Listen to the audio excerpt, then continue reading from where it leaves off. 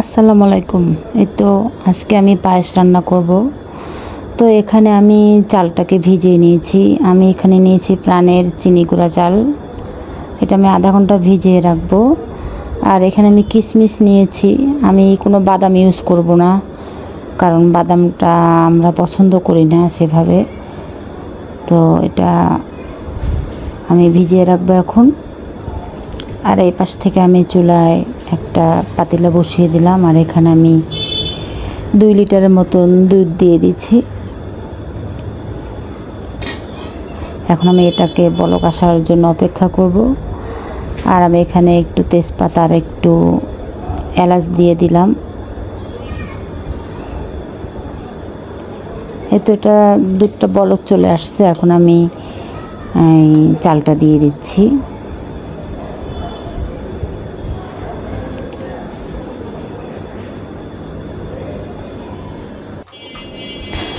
আমার বাচ্চার জন্যই রান্না করছি, কারণ ও পায়েসটা খুব পছন্দ করে।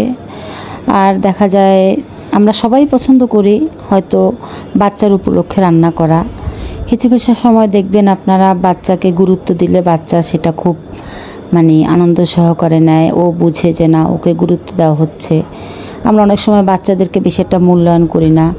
সব বিষয়ে কোনো বিষয় বললে আমরা অতটা পাত্তা দেই না। তখন ওদের মনটা ছোট হয়ে যায়।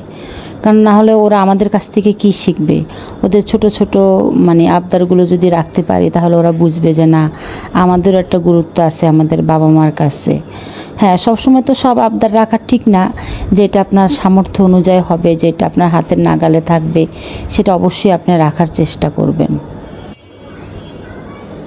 এই তো আমি এখানে চিনিটা দিয়ে দিলাম। এটা আপনাদের স্বাদ অনুযায়ী দেবেন, যে যেভাবে মিষ্টিটা খেতে পছন্দ করেন সেই অনুযায়ী দিবেন।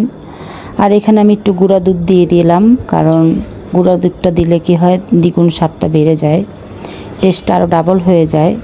তো সেজন্য আমি একটু গুঁড়া দুধ ইউজ করলাম।